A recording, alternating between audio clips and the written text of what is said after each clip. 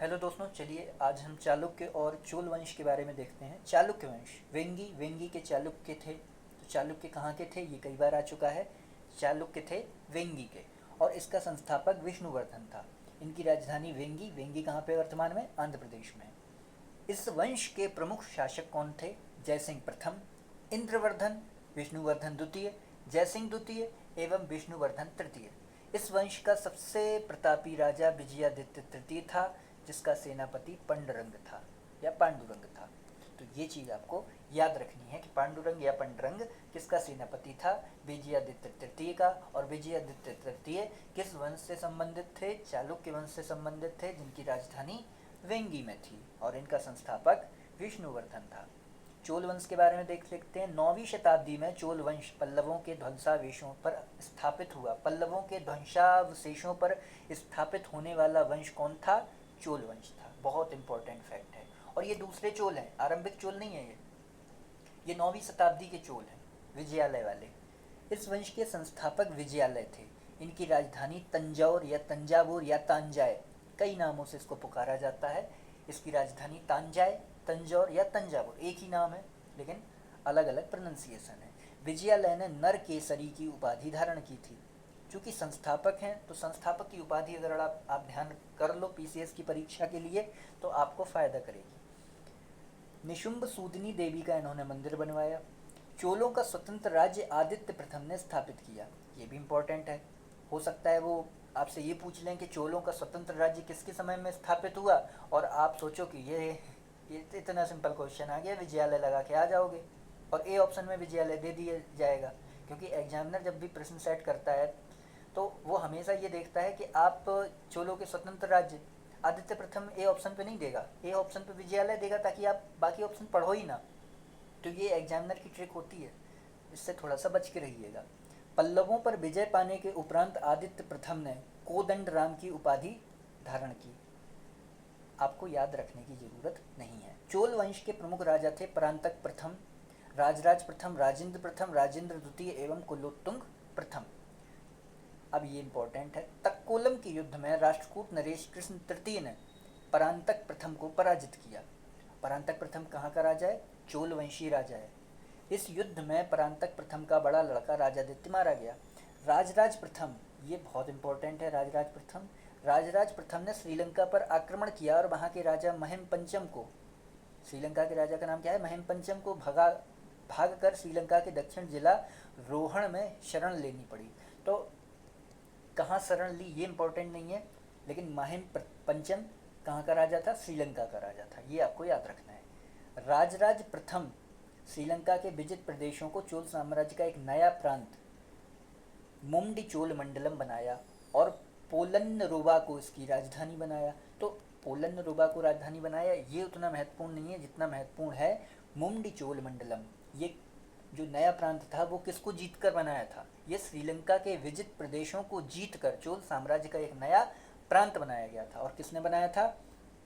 राजराज प्रथम ने। राजराज प्रथम शैव धर्म का अनुयायी था। इसने तंजौर में राजराजेश्वर का मंदिर बनवाया। तो राजराज शैव धर्म का अनुयायी है। चोल साम्राज्य का ये सबसे महत्वपूर्ण राजा है इनके, राजेंद्र प्रथम। चोल साम्राज्य का सर्वाधिक विस्तार राजेंद्र प्रथम के शासनकाल में हुआ। बंगाल के पाल शासक महिपाल को पराजित करने के बाद राजेंद्र प्रथम ने गंगई कोंड चोल की उपाधि धारण की। गंगई कोंड चोल की उपाधि इसने धारण की थी और अपनी राजधानी गंगई कोंड चोलपुरम के निकट चोल गंगम नामक विशाल तालाब का निर्माण भी इसने करवाया था। तो गंगई कोंड चोल की उपाधि धारण की थी उसने राजेंद्र प्रथम ने, किसको हराकर? महिपाल को पराजित करके। और महिपाल एक पाल वंशीय शासक था। इसके अलावा जो गंगई कोंड चोलपुरम था वहाँ पे इन्होंने अपनी राजधानी स्थापित की, यानी गंगा को जीतने वाले चोल, इसका मतलब ये था। और विशाल तालाब का निर्माण करवाया जिसका नाम चोल गंगम कहा गया। गजनी का सुल्तान महमूद राजेंद्र प्रथम का समकालीन था। तो ये भी आपको इम्पोर्टेंट याद रखना है। जो महमूद गजनवी था, जो महमूद गजनवी या महमूद गजनवी था, वो राजेंद्र प्रथम का समकालीन था। राजेंद्र द्वितीय ने प्रकेसरी एवं वीर राजेंद्र ने राजकेसरी की उपाधि धारण की। उतने महत्वपूर्ण नहीं है। चोल वंश का अंतिम राजा राजेंद्र तृतीय था। मेरे ख्याल से तो कुलोत्तुंग था, यहाँ पे शायद मिस्टेक हो गई है। आई थिंक ये कुलोत्तुंग प्रथम था। चोलों एवं पश्चिमी चालुक्यों के बीच शांति स्थापित करने में गोवा के कदंब शासक जयकेश प्रथम ने मध्यस्थ की भूमिका निभाई थी। तो चोलों और चालुक्यों के बीच में शांति स्थापित करने के लिए मध्यस्थ की भूमिका किसने निभाई थी? जयकेश प्रथम ने। ये थोड़े से इंपॉर्टेंट है। विक्रम चोल अभाव एवं अकाल से ग्रस्त गरीब जनता से राजस्व वसूल कर चिदम्बरम मंदिर का विस्तार करवा रहा था। कुलोत्तुंग द्वितीय ने चिदम्बरम मंदिर में स्थित गोविंदराज विष्णु की मूर्ति को समुद्र में फेंकवा दिया। ये इंपॉर्टेंट है। कालांतर में वैष्णव आचार्य रामानुजाचार्य ने उक्त मूर्ति का पुनरुद्धार किया और उसे तिरुपति मंदिर में प्राण प्रतिष्ठित किया। ये भी इंपॉर्टेंट है कि किसने उस मूर्ति का पुनरुद्धार किया था? रामानुज आचार्य। चोल प्रशासन में भाग लेने वाले उच्च अधिकारियों को पेरुंदरम कहते थे और निम्न श्रेणी के अधिकारियों को सेरुंदरन कहते थे। तो शेरुदरन, ठीक। बाकी ये चोल काल में भूमि के प्रकार देख लीजिए। वेलन वैगई गैर ब्राह्मण किसान स्वामी की भूमि होती थी, उसको वेलन वैगई कहा जाता था। ब्रह्मदेव ब्राह्मणों को उपहार में दी गई भूमि को कहा जाता था। शाला भोग किसी विद्यालय के रखरखाव की भूमि को कहा जाता था। देवदान या तिरुनम्मट्टिकनी मंदिर को उपहार में दी गई भूमि को कहा जाता था। पल्ली चंदनम जैन संस्थानों को दान दी गई भूमि को कहा जाता था। आई थिंक ये देवदान वाली भूमि और ब्रह्मदेव वाली यूपीएससी में पूछी जा चुकी है। तो चलिए आगे देखते हैं। संपूर्ण चोल साम्राज्य 6 प्रांतों में विभक्त था। तो कितने प्रांतों में विभक्त था चोल प्रांत? चोल साम्राज्य 6 प्रांतों में। प्रांत को मंडलम भी कहा जाता था। मंडलम कोट्टम में, कोट्टम नाडु में एवं नाडु कई कुर्रमों में विभक्त होता था। तो संपूर्ण चोल साम्राज्य एक चोल साम्राज्य का जो सबसे बड़ा भाग है साम्राज्य, उसके बाद साम्राज्य मंडलम में बटा हुआ है, मंडलम कोट्टम में बटा हुआ है, कोट्टम नाडु में और नाडु कुर्रम में। नाडु की स्थानीय सभा को नाटूर एवं नगर की स्थानीय सभा को नगरतार कहा जाता था। स्थानीय सुशासन चोल शासन की प्रमुख विशेषता थी, सबसे प्रमुख विशेषता थी स्थानीय सुशासन की। ये इम्पोर्टेंट है आपके लिए। उर भी इम्पोर्टेंट है। सर्वसाधारण लोगों की समिति थी जिसका कार्य होता था सार्वजनिक कल्याण के लिए तालाबों और बगीचों के निर्माण हेतु गांव की भूमि का अधिग्रहण करना। सभा या महासभा, यह मूलतः अग्रहारों और ब्राह्मण बस्तियों की सभा थी जिसके सदस्यों को पेरुमक्कल कहा जाता था। यह सभा बारियम नाम की समितियों के द्वारा अपने कार्य को करती थी। तो बारियम नामक एक समिति थी जिसके द्वारा ये जो सभा है वो अपना कार्य संचालन करती थी। सभा की बैठक गांव में मंदिर के निकट वृक्ष के नीचे या तालाब के किनारे होती थी। व्यापारियों की सभा को नगरम कहते थे। चोल काल में भूमि कर उपज का 1/3 भाग हुआ करता था।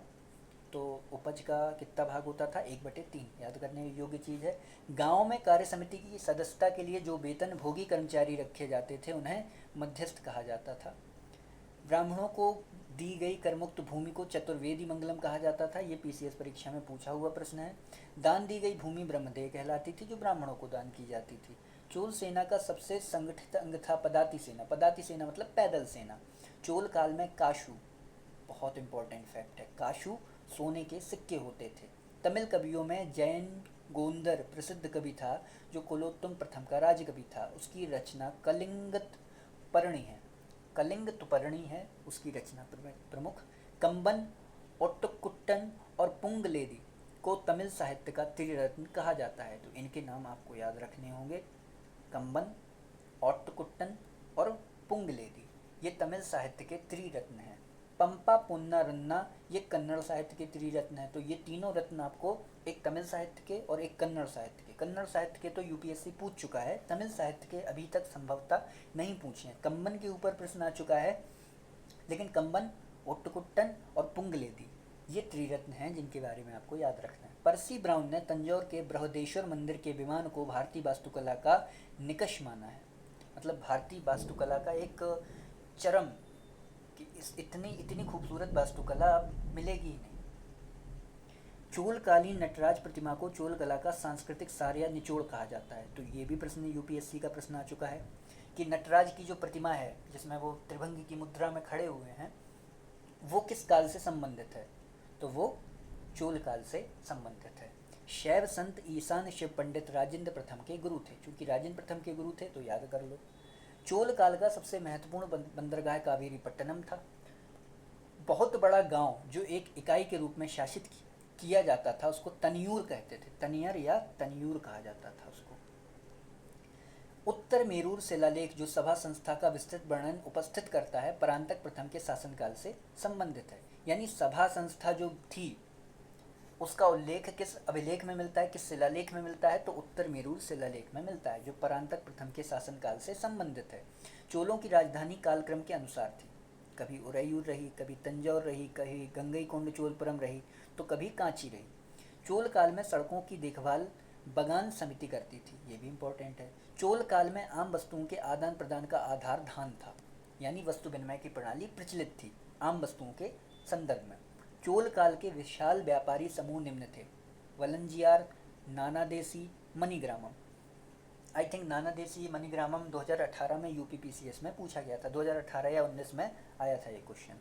विष्णु के उपासक अलवार एवं शिव के उपासक नयनार संत कहलाते थे। अब बचा है ये उत्तर मेरूर अभिलेख के अनुसार सभा की सदस्यता। सभा की सदस्यता के लिए इच्छुक लोगों को ऐसी भूमि का स्वामी होना चाहिए जहां से भू राजस्व वसूला जाता था, यानी उन्हें भू का स्वामी होना चाहिए। यानी एक अर्हता है, अगर आपको सभा की सदस्यता लेनी है तो एक अर्हता है कि आपके पास संपत्ति होनी चाहिए, उनके पास अपना घर होना चाहिए, उनकी उम्र 35 से 70 के बीच में होनी चाहिए, उन्हें वेदों का ज्ञान होना चाहिए, यानी शिक्षा भी आधार है, संपत्ति भी आधार है और उम्र भी आधार है। उन्हें प्रशासनिक मामलों की अच्छी जानकारी होनी चाहिए, तो प्रशासनिक मामलों की जानकारी भी एक आधार है, और ईमानदार होना चाहिए। यदि कोई पिछले 3 सालों में किसी समिति का सदस्य रहा है तो वह किसी और समिति का सदस्य नहीं बन सकता है, यानी सीधी सी बात है, पुनर्नियुक्ति संभव नहीं है। जिसने अपने या अपने संबंधियों के खाते जमा नहीं कराए हैं वह चुनाव नहीं लड़ सकता, यानी अपनी संपत्ति का विवरण देना भी जरूरी है। ऐसा लग रहा है कि भारतीय चुनाव में जो चुनाव आयोग है, जब वो आप लोगों से भरवाता है फार्म, तब की ये बात की जा रही है। तो ठीक है, thank you very much for discussion. आज के लिए इतना ही पर्याप्त है।